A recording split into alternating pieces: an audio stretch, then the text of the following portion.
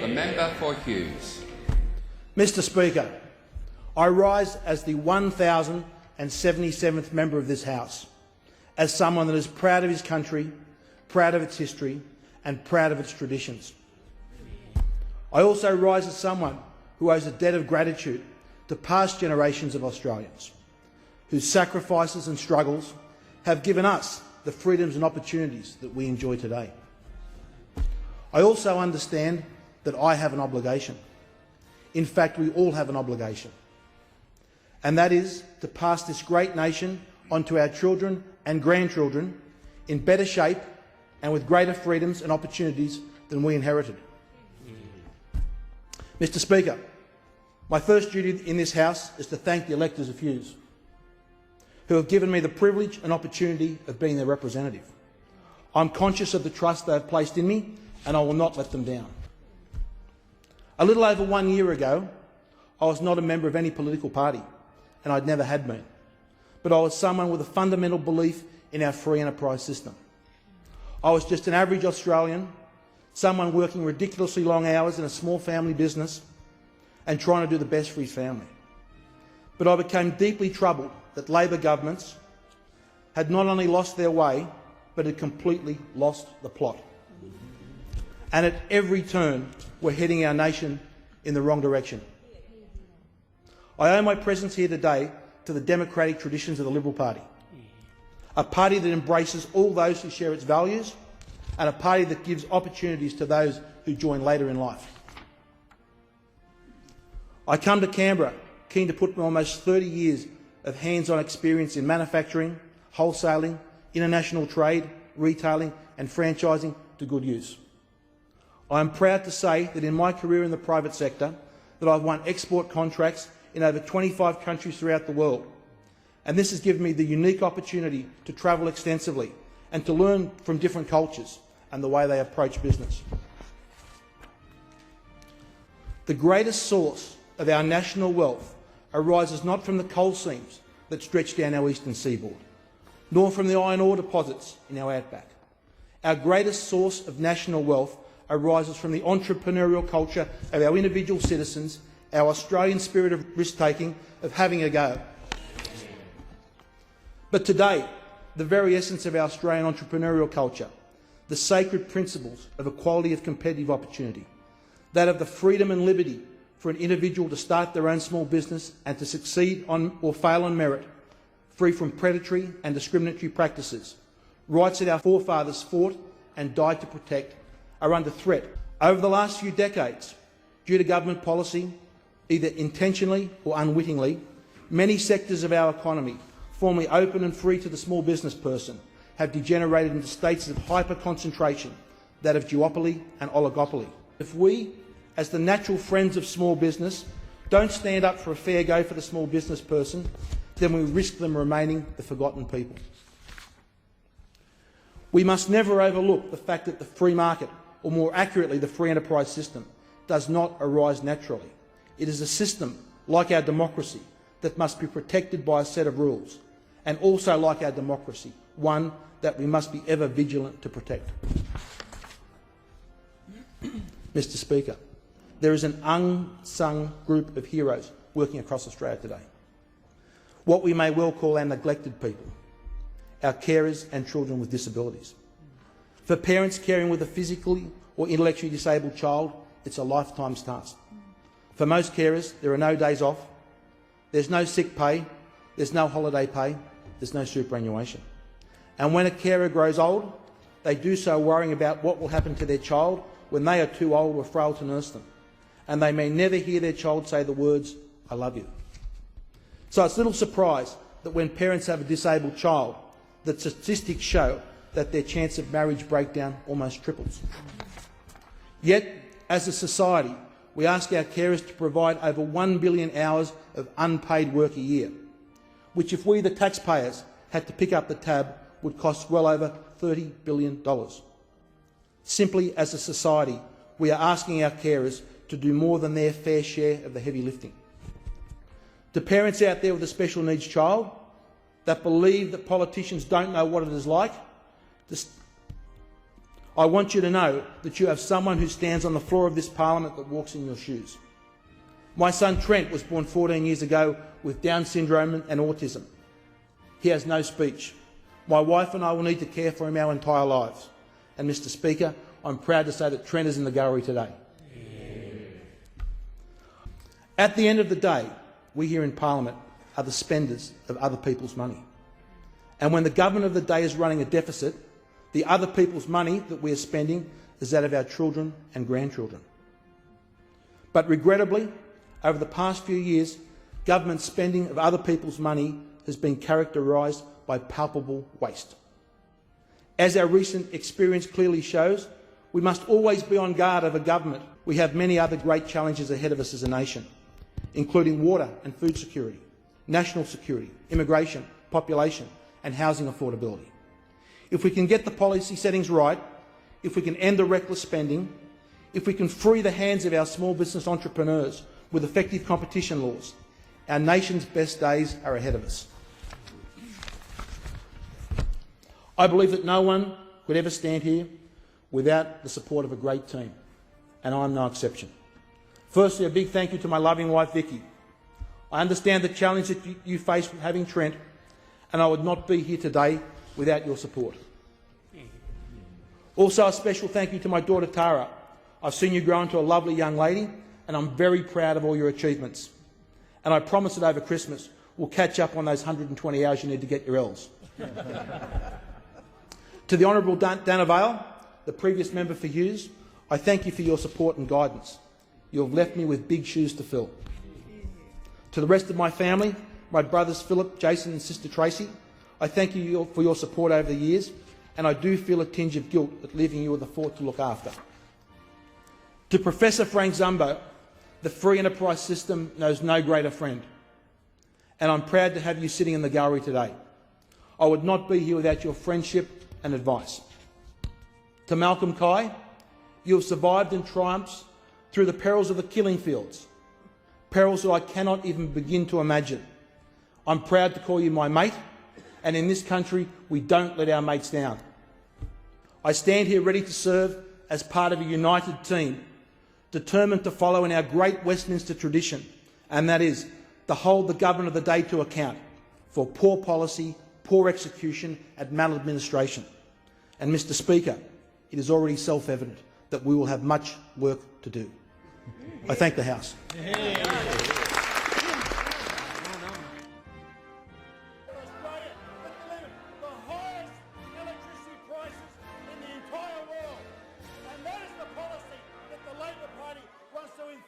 Upon every single Australian. I'd ask you to think about the old age pensioners sitting at home that are unable to heat their homes in Members winter. on both sides. You lot don't care one bit about them.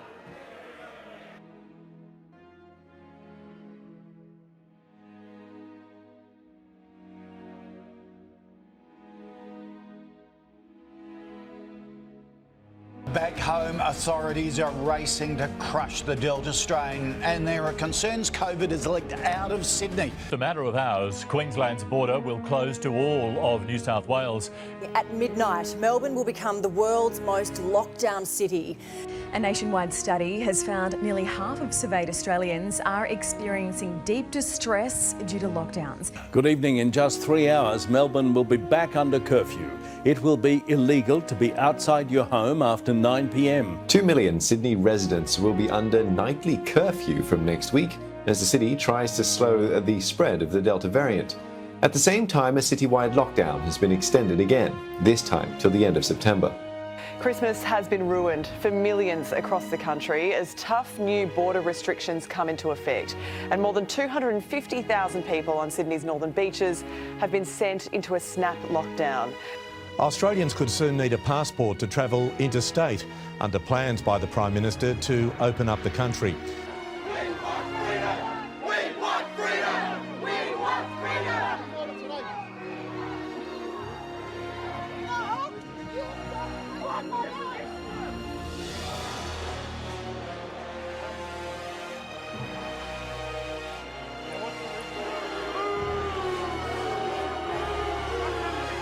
Everyone is welcome in our country, but communism is not welcome in our democracy. We will not stand for it.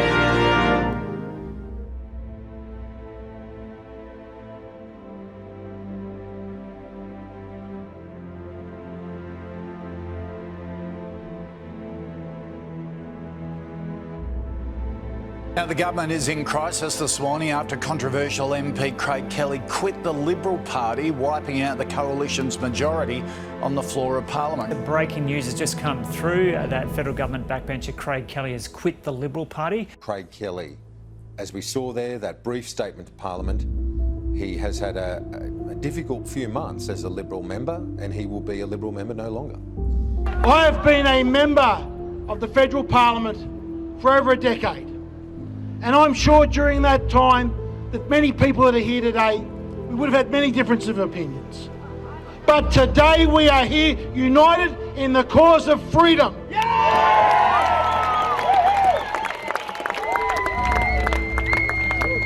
We have seen scenes in this country that I thought that I would never see in my lifetime, or my children's lifetime, or my grandchildren's lifetime. Scenes of pregnant mothers being arrested in their homes and handcuffed in front of their children. And what was their crime? Posting something to Facebook. We have seen police brutality, arrests and vicious assaults upon people for simply not wearing a mask in the open air when there is no evidence that shows that masks are effective in that situation. But I think worst of all was on Anzac Day, when they fenced off the Shrine of Remembrance and a photograph of a veteran, a digger with his medals on, behind a fence because he wasn't permitted to go, and yet down the road on the same day 70,000 people were allowed to go to the football. This is not the Australia that I grew up in.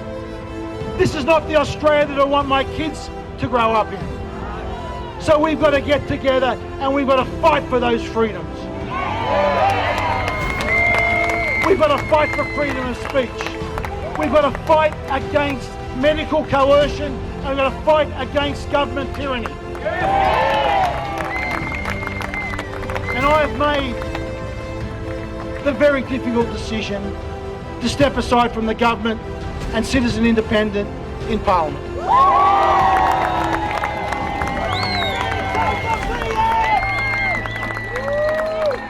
That has cost me personally, and has cost me financially, and has led to me being abused and ridiculed throughout the nation. But you know what?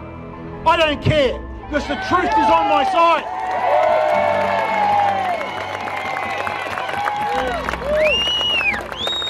And for as long as this Parliament goes, I'm going to keep those bastards honest.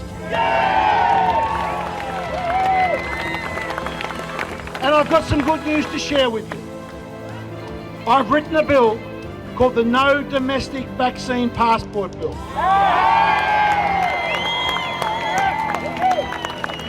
Now, to get that bill introduced in Parliament, I needed a seconder. This morning, at this rally in Brisbane, George Christensen, the member for Dawson, and my good mate, has confirmed he will second that bill, so that will now be ready to Parliament.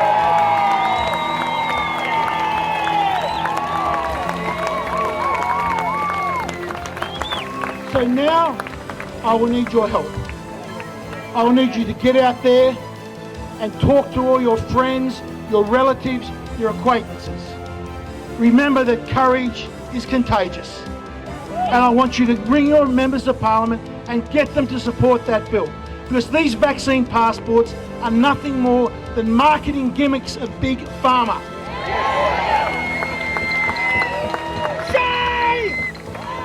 So my friends, I am enlisted for the duration of the war. I need your support. I need you to get out there and help me. And we're starting today. We are not going to take this. We are the sons of the Anzacs, and we're going to protect the freedoms of this country. Thank you. I felt that for the rest of this parliamentary term, if I'm going to act and speak according to my conscience and my beliefs, that I can do so more effectively as an independent. What was it that you felt you couldn't speak out about as a member of the Liberal Party? I was greatly concerned about what was happening with some of the COVID treatments, especially with ivermectin. They're not looking at all the evidence, David. There are something like 41 studies now published in the medical literature, and all 41 of those studies, 100% of those studies, show that ivermectin is effective treatment. No, it's not. A single dose of the drug killed COVID-19 cells in the lab.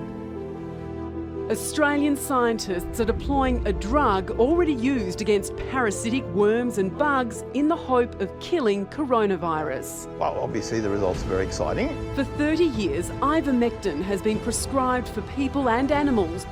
Ivermectin is being hailed as a wonder drug in the fight against coronavirus. The Centre for Digestive Diseases says the medication is an effective treatment when combined with zinc and an antibiotic. Posting peer-reviewed articles, the opinions of expert professors and medical experts from around the world. The idea that I've somehow been posting misinformation is absolutely misinformation itself. That's not true, Craig. I mean, I spent time online last night and have managed to debunk every one of your theories. They're not peer-reviewed. They're not peer-reviewed. I don't even want to get into this because, I mean, you're the only person saying this. We've got to listen to our doctors and our scientists. See, what you said there is incorrect. Now, if you only pick up today's papers, the Sydney Morning Herald, Australia's most senior immunologist, Emeritus Professor Robert Clancy, someone that was actually awarded an Order of Australia for his services to immunology and medicine. He has said, and I quote, Craig Kelly is absolutely right. I own 3 urgent cares in El Centro, Brawley, and Imperial Beach in Southern California. I have 14 years of ER experience. I've got 10 years of hospital experience, and I've opened my urgent cares now for almost 4 years on my own. So I've got a robust background in treating both outpatient, inpatient medicine. We've been treating COVID-19 since the beginning. We've been using early treatment, and our successes have been outstanding. When you say early treatment, can you explain that in a little bit more detail of what early treatment means and what it actually is? So, like with all illnesses, the earlier you treat something, the better. In our practice, early treatment is treatment before day 7. So we use the approach, it's a multi-drug approach, and it comes from using common sense. Common sense number 1, it's an RNA virus, so what binds RNA polymerase?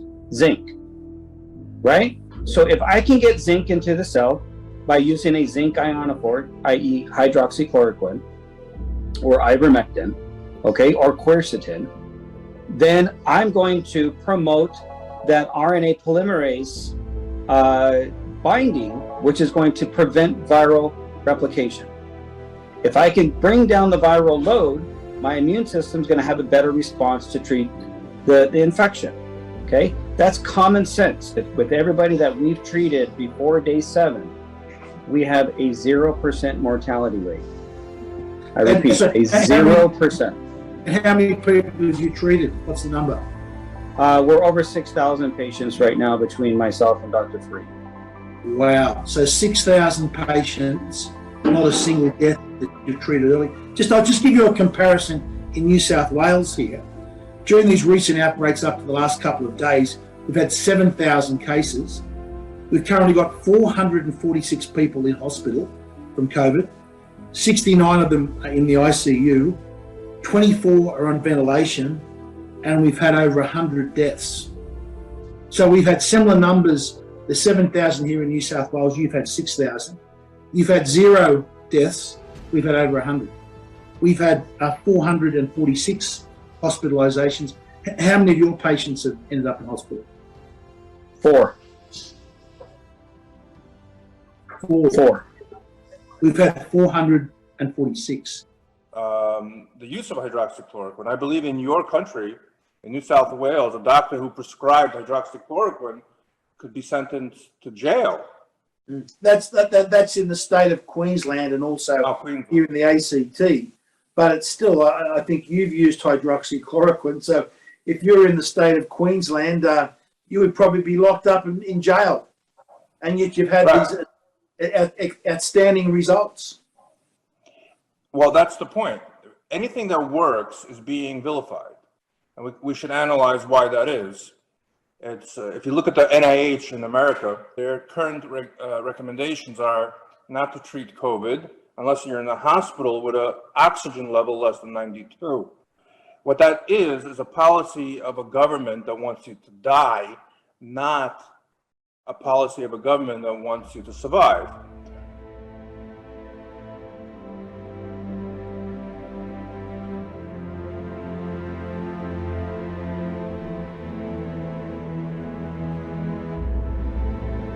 I am leading the United Australia Party at the next federal election. The United Australia Party will stand candidates for every seat in the House of Representatives and the Senate. It's Friday, the 22nd of October, and some exciting announcements today. The United Australia Party, over 70,000 members. That makes us the largest political party in this country. So here we have a full page ad in the Australian Financial Review to celebrate that. We have these lunatics running the show that are ignoring the importance of zinc, vitamin D and ivermectin and pushing sort of the vaccine as some type of magic potion. We're going to need more hospitals in this country, and the only way you can do that is wealth creation. No Liberal, Labor or National member will ever stand up for Australia. They're all too concerned about themselves. Join the United Australia Party. Stand with me and Craig Kelly. Together we can stand up for Australia. Craig Kelly is at the top of the list. About 12% of all interactions on all federal politician Facebook pages are on Craig Kelly's page. That's likes, comments and shares. The scenes that we've seen tonight in Melbourne, where Victorian police officers have taken some type of firearm, pointed it to the crowd and fired some type of projectile at them, are scenes that I never thought I would see on the streets of Australia, and they are completely unwarranted. The same police force that takes a knee to the Black Lives Matter is taking a firearm with a projectile to those that are protesting for freedom and liberty.